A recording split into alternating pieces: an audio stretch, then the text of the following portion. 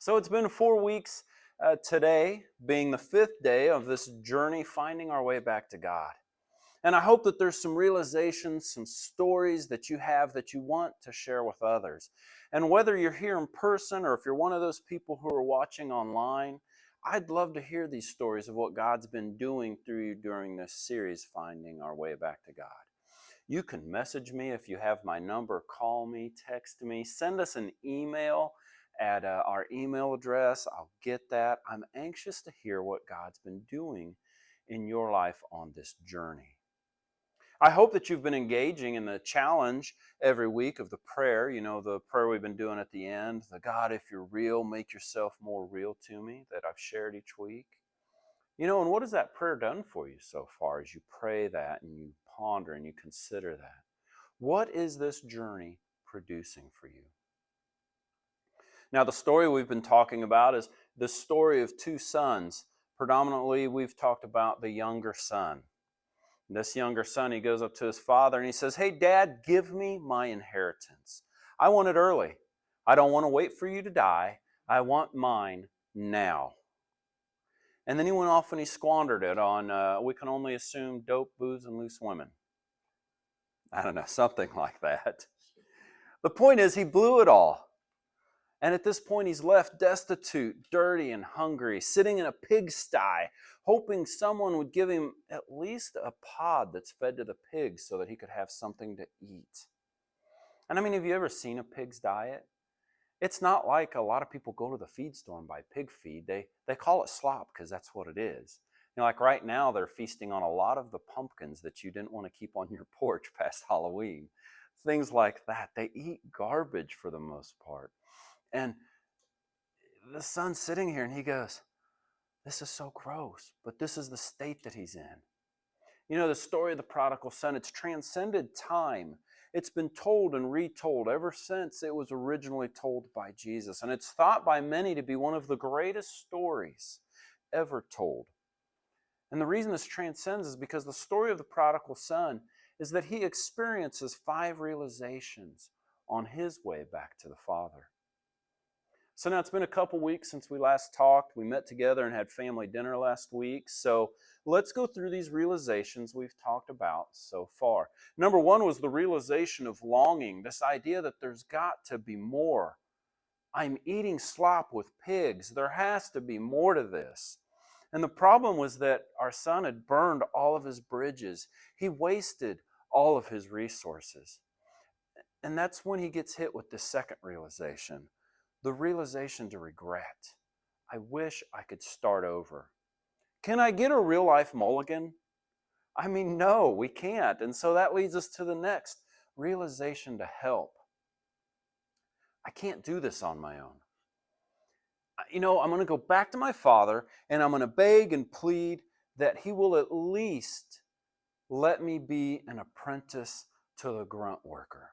Make me a slave in your house at least. And so he starts heading for home, reciting this sorry speech, I'm sorry speech, you know, that he's made up. And he finds, when he gets there, what he didn't expect. His father hoists his robe up and takes off running and gets to him and he hugs him and he kisses him and he puts on the best robe and the best sandals and the ring and he puts him back together. And this puts him into the next realization. That's the realization to love, that no matter what, the Father loves me deeply after all. In spite of all the insane, silly, stupid, sorry to the little guys, I said that bad word. The foolish decisions I've ever made, the shame and the garbage I've brought to the Father and to myself, the realization that He radically loves me and He'll do anything to make me realize it. And that leads us to today's 5th realization, and that's the realization to life. Now this is living. Everything else was awful. I was in a pigsty, but this, what I'm experiencing right now, hugs and kisses, sandals, robes, this is really living. This is what I want to run back to. So let's look back real quick and let's see what it is about the son going on here that's letting him live his best life. And so we look at Luke 15. Quick, bring the best robe and put it on him. Put a ring on his finger and sandals on his feet. Bring the fattened calf and kill it. Let's have a feast and celebrate. This son of mine was dead and is alive again. He was lost and is found. This idea of what the Father says about his son, he was dead. Now, this is going to be important to us. We're going to discuss this later, but hold on to that idea that the Father says he was dead because we know he wasn't literally dead, right? Because he walked there. So the son, he's groveling, he's got his forgiveness speech going, and he gets this crazy response that blows his mind. He's completely restored. He's cleaned. He has the best clothes, the ring. He's eating the best meal he's ever had. And he realizes, wow, now this is really living. It's one of those times, if you've ever experienced in your life, where all the stars align, you got that dream job, the date you always wanted, marry the girl or the guy of your dreams, that euphoric feeling of, wow, this is amazing. Life is, can it get better than this? And so that feeling that you have in your mind, you think about that recessed back in your memory banks. Think about that. Grab onto that real quick. I believe that feeling is just a fraction of what Jesus wants us to experience in an increasing measure for the rest of our lives. That's just maybe the tip of the iceberg of what he wants to increase in us forever. So just so you know how serious I am, Jesus said this himself. I'm not making this up, right? Because he said in John 10:10, I've come that they can have life. I've come that they may have life and have it abundantly. And what's abundantly mean? Well, abundantly, it's exceedingly more. It's not just that I got more, but it exceeds more. How do you exceed that? But that's what Jesus wants, abundant life. Jesus is saying, I'm coming to this place so that you can have life, a life like what the Son has experienced, but increasingly more for the rest of your life. Now, this idea of this Father restoring the Son like this Jesus coming to give us abundant life, this could attack your idea of religion, which I say good. I think that's good. Because religion is this thing, this is this word that means something you adhere to, something you're tied to. It's behaviors and practices that we do in order to somehow try and please God, all the while feeling like we never are pleasing him. And Jesus was always against this idea. And that's what he said, I've come here to take what is broken and redeem it and bring meaning and purpose, joy, happiness, and bring life back to it. So if we go back to John 10:10, we look at the first part of the verse. I read you the second half. The first part of the verse says, the thief comes only to steal and kill and destroy. Jesus says, I have come that they may have life and have it to the full. The theme Jesus is comparing here in John is the voice of the thief and the voice of the good shepherd. Jesus, of course, being the good shepherd, and the thief, that spiritual enemy to us believers. He's got a lot of names in the Bible. He's called Lucifer, the devil, Satan. Probably think of some others. And there's this voice that he has that he tries to put into our lives to take life away from us. I mean, does anyone ever, if you've been alive for longer than a minute, have some kind of damage in their life that's been inflicted on you either by yourself or by someone else? Something that was stolen, something that's taken away life from you. Perhaps we ourselves, in response to that, have blown it up even more and made it worse. And Jesus is pointing out that there's a source for that. And that this source, it's not going to go away. It's going to keep coming at us. But there's a good voice. And there's a good voice out there for us to hear. See, the thief, he's come to damage. And he'll do that as long as he can and as long as we will allow him to. But Jesus says, I've come that you can have life in an increasingly more kind of way. All of us have a life that has, a past, a present, and a future. And the thief and the good shepherd, they're both very active in all of that coming to us. And so what I want to do is I want to walk through each of these phrases, and we'll talk about them a little bit, these phases of our past, present, and future. And let's see what that voice of the thief and then the voice of the shepherd is saying to us. And as we go through them, there's two questions for you to consider. Which of those voices do I want to hear? Which of those voices speak life? But then which of those two voices do I actually hear more? So we'll begin with the past. What does the thief's voice sound like when it comes to your past? Well, the thief, he condemns or idealizes. Idealizes like when someone says, remember that golden era, the golden age, like Al Bundy always reliving his football career from high school. The enemy will always want you to look back at the glory days and try to relive them again. He'll want you to idolize that man. I was really living back then when I was captain of the sports ball team, but now I'm just a fill in the blank whatever. Do you hear how that kind of thinking is stealing life from you? Some of us, I would reckon all of us, have made a lot of mistakes during those glory days. So the thief in that moment, he's going to condemn you for what you did. You screw up. How could you be like that? You're just broken. If you were like that then you're going to continue to be like that. You'll never be any different. Sometimes I'll play music somewhere with a band or by myself, and I'll blunder something and I'll think, oh my gosh, that's the worst thing ever. And people will be like, oh, you guys are so great, or you did so great.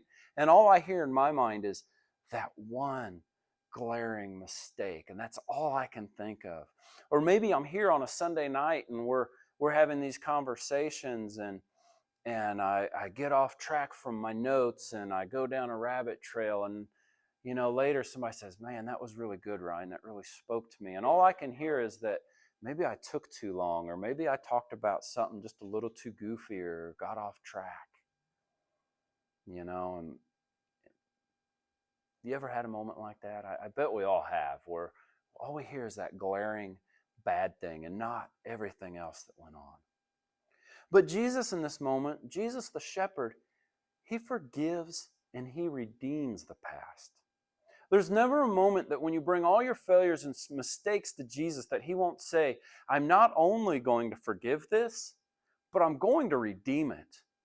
Forgiving is saying, I'm going to remove this from the books. It's coming off your account. You owed me $5, now you owe me $0. Jesus says to you, I paid for it on the cross. I took all your junk and it died.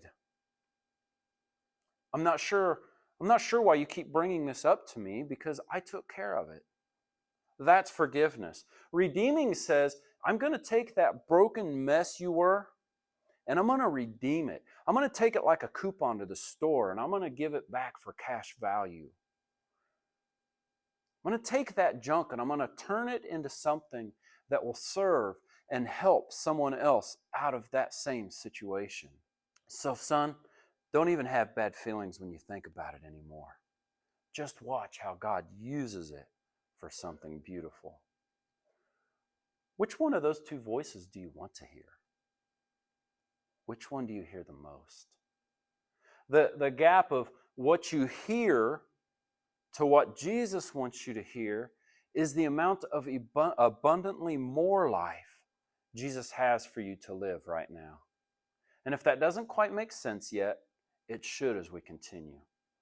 And now the present, this life we're in currently, what does the thief want to do to your present? Well, the thief wants to confuse and he wants to mislead you. He was like that way all along, even from the Garden of Eden. In chapter 3 of Genesis, we've got Adam and Eve, and God says, you can eat from anything in the garden except the tree of life, or the tree of knowledge of the good and evil. Can't eat from that one, but everything else. There's like 1,000,000 trillion acres. Eat whatever you want except that one, okay? Do that and we're great. But like a toddler who you tell no to, what does Adam and Eve do? They go nestle right up to the one thing they're not supposed to have. And that's often what we probably find ourselves doing most of the time, if we're honest. And so first the thief confuses him. Surely God didn't say, you can't eat from any of the trees in the garden, right? Surely he didn't say that. And then he tempts them and he misleads them to make a wrong choice. The enemy, he wants to take what is bad and make it look good. Just the way it is, as bad as it is, and makes it look good. And then he wants to take what's good, just like it is, and make it look bad. Now, probably like me, you have a choice every day in the midday, somewhere between, breakfast and lunch and dinner, whatever at work. Mine's just depends for me. I get the munchies at work. And I have these options. I can grab a handful of almonds and eat a few of those. It's protein, it's tasty, it gives me energy, makes my tummy stop rumbly. It doesn't hurt me necessarily on my weight and keeps my weight down and ultimately brings me life. Or I can step into the administrative office and I can get an almond covered in dark chocolate, caramel, and nuggets and anyways. Which one would you want to choose if you were in the middle of a munchie attack? I mean, you've got one that's good for you, and you've got one that looks really, really good. Yeah, this is almost an everyday fight for me. Now, if I give into the chocolate, right, I get the quick buzz. I run around the office, slapping high fives to people that don't want me in their cubicles. And shortly afterwards, what happens? You crash. You pass out. Because the sugar, it's just like that. It's a quick hit, and it does nothing real beneficial for you. It's not that great for you. So for whatever reason, I get the munchies at work, and my brain says, well, let's have a snack of almonds with chocolate and caramel. And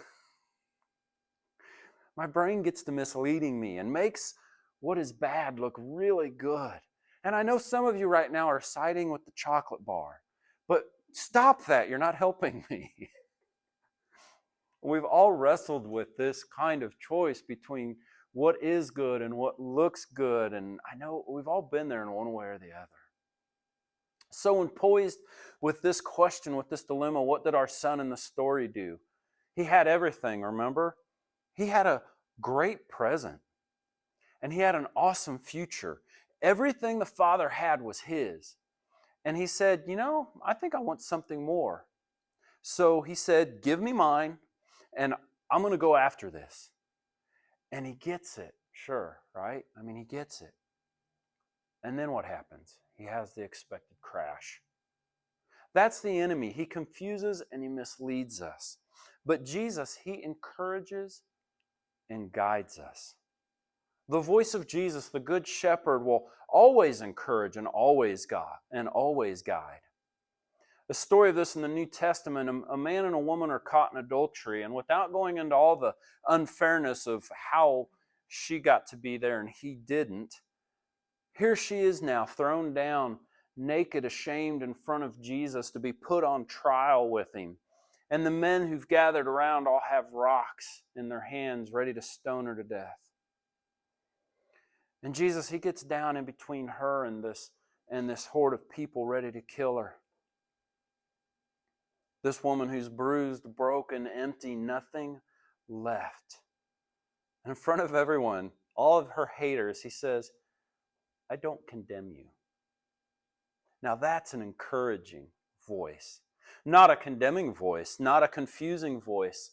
And then with absolute clarity, Jesus says to her, leave this life. There's no life for you here with this type of activity.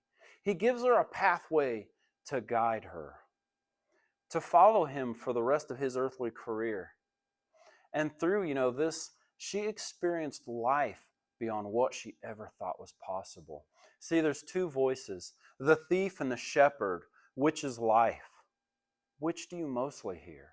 The gap from what you hear to what Jesus wants you to hear is the amount of abundantly more life Jesus has for you to live right now. So what about the future? When we talk about the future, the thief, he discourages. You're never going to amount to anything. You don't work as hard as I do. You don't have what it takes. You're not pretty. You're too skinny. You're too fat. You'll never be. You're always, whatever it is. That's a discouraging voice. The voice that you'll never amount to much. It'll never get better.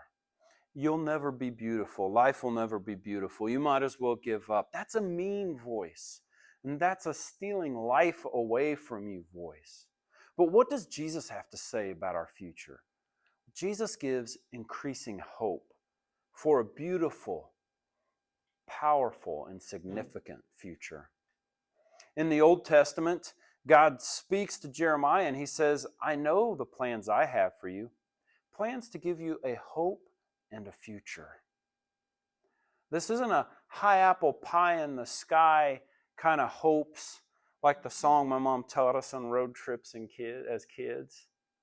No, the Bible tells us that when Jesus gets a hold of us, his Spirit moves in and actually changes things from the inside out. A few years ago, actually not too many of them, I had this response that I was always saying, well, I guess I'm just too broken. I would say something or someone would say something. I go, well, I guess I'm just too broken. This idea that life would beat me up, and for every dumb thing I said or did, or even good things sometimes, I would just respond and say, well, I'm just too broken. Essentially, without saying the exact words, I was saying, I'm not worthy of good things, not worthy of love, success, hope, joy, friends, or anything good. But see, that's the enemy. That's the thief stealing, destroying, taking away life. One day in my spirit, as I said that, I heard Jesus speak to me. That's not what I think of you. And the next time I said it was a little louder in my spirit. That's not what I think of you. And I repeated it again another time, and I hear this voice almost audible in my ears. I don't remember hearing anything else. That's not what I think of you. That's an increasing hope. That's an increasing volume of life. And this life change that Jesus brings to us from the inside out, it's a part of that fruits of the Spirit that we read about in the Bible. Peace, love, joy, goodness, kindness, patience, faithfulness, gentleness, and self-control. This is the character of God. God increasingly changing you, giving you more life. But not only of your character, he wants to give every one of his followers a calling, giving you a spiritual gift so that you can start to play a role in making a difference in someone else's life. Remember the story of Peter from John 21? He did this colossal fail, right? He denied Jesus 3 times before he was crucified. In fact, the rooster, he calls Peter out and he says, cock-a-doodle-doo, dude. Sorry, I saw a really funny meme this week, so I had to share that. When Jesus is raised from the dead, how much anxiety would Peter have now? Oh man, what is Jesus going to do to me? I'm such a failure. Surely I'm condemned. He'll want nothing to do with me. But what does Jesus say to him? He says, Peter, do you love me? Peter says, yes, I love you. Go feed my sheep. Jesus says to him, go feed my sheep. You're back in the game. You're back on mission, Peter. Accept my love. And Jesus, never letting a good one get away from him, he affirms Peter 3 times. Right? Peter, do you love me? Good. Go feed my sheep. You're fully restored. Peter, do you love me? Great. You're fully accepted. So the voice of the thief in your future versus the voice of the shepherd for your future. Which one is life? Which one do you hear more of? The gap between what you actually hear and what you want to hear is the amount of life yet to be lived. And so you say, okay, Ryan, I'm starting to get this. I'm starting to understand I'm hearing more death than life. but I want to hear more life. How do I get there? Well, there's two words in the ancient Greek that the New Testament uses or is written for life, and it's bios and zoe. Bios is a familiar term. You're probably already thinking of the word. It makes up our word biology, the study of living things. It's very physical, it's very temporal, and it's what all of us who are living are experiencing right now. But now the other word here is zoe, which is translated as God life. And God life is not temporal, it's eternal. It's not physical, it's spiritual. It's a relationship with God. Now remember in our story where the father says, my son was dead, but now he's alive. Well, obviously the son was physically alive. However, there was a spiritual deadness in him that he couldn't see. So when he gets home to the father says, my son was dead and now he's alive. This is a new life, a Zoe life. He got what heaven was about. He got the voice of the Good Shepherd. So let's go and look at the word in the story in bios. When the son goes to the father early in the story and he says, Father, I want my inheritance. It says that the father separated his bios. He divided his life, his accumulation of what he had down here on earth. And the son took it and he ran off, and what did he do? He crashed and burned. And he found out that the bios life is nothing. It's a short flash in the pan. So when we're given a choice to listen to the voice of a thief that says, always be satisfied with bios, and that's what he did to the son. Stole from him, leaving him empty. The shepherd is always the father saying, be satisfied with me. Be satisfied with everything I have. Is it starting to make some sense now? Do you sense maybe some tension in this idea in your own life, with the stuff of bios? Your career, your 401k, your relationships, all the stuff down here, we want to hold on to it. And that's what gets us lured into the brokenness. When the Father all the while is saying, I have life more than you can ask for or ever imagine. The shepherd will always invite you to Zoe life. The thief will always invite you to relish in the bios life. And here's what we're going to find when we look into this tension. Our first problem is that our longing for more is temporal. We always want more. As long as things are broken, we always want to fix it a little bit more. You'll always have that longing. But the longing is not the problem. The problem is we're far too easily pleased. We're willing to be satisfied with the sexy object that comes our way and lures us into trouble. Candy.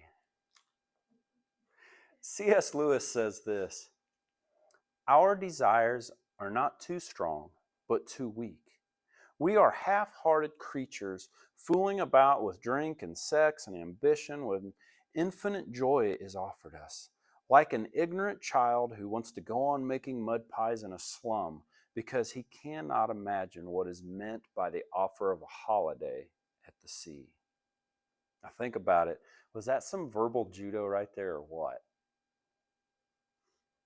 It's not that our longings are broken or bad. It's just they're not strong enough to always be satisfied with what the Father has to offer, the Zoe life. So finding our way back to God has been a story of realizations. The ultimate realization for the younger son is that bios life cannot deliver. Now the older son, remember, story of two sons, he has some interesting realizations of his own. And it's something we didn't cover in this series a lot. And I'd say if you get the book, Prodigal God by Tim Keller, he really gets into this other brother story, and it's worth the read. It could really be a series all on its own. We could do the prodigal's brother, right? The older brother, he's like He's like those of us in the church who say, I'm not really that far from God. In fact, I feel like I've got God all figured out. And all these people that are far from God, how about I just sit back and let them just enjoy this, and I'll wait for the next thing. Maybe Ryan will do something better next time that really speaks to me because I'm so deeply intellectual about God. The older brother, when the son came back to the father, the father starts sharing his bios life with him again. And you know what happened to the older brother? It says that he left the party. He's so irate at what the father would do. And the father, he even chases after the son, after his older son. But the older brother, he had a lock on this bios life of the father, and he wouldn't allow it to be taken from him. He was so angry because he did all the work. He worked hard. He kept the rules. He did what the father asked. All the while, he's doing this to earn what the father was ultimately going to give him. See, when the affection for the father's stuff was more than for the father himself, the whole thing ends up getting yanked out from under him. He's the only guy that didn't make it to the party because his lock on the bios life was so strong. Jesus says it this way: whoever wants to save his life will lose it, but whoever loses his life for me will save it. Do you hear that? It's a different type of economy.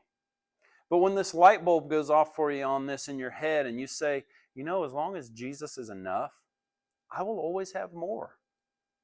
And then life will make sense. And here's really the main thought for this. When Jesus is enough, you'll always have more. Here's a picture for you. So when Jesus is enough, you'll always have more. At the beginning of our journey with Jesus, we start out and it spikes real quick, right? We jump up there real fast.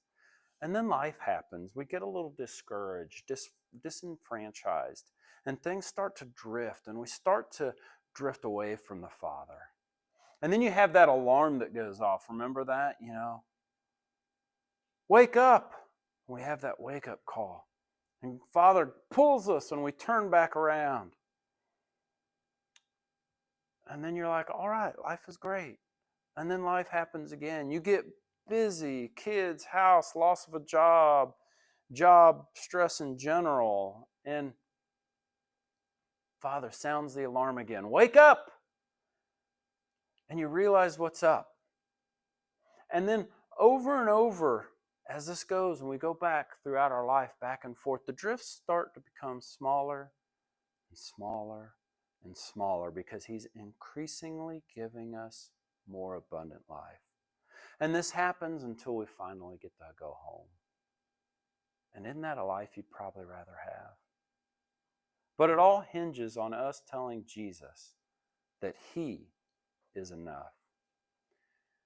Essentially, if you chase the bios life, you won't get it or the Zoe life.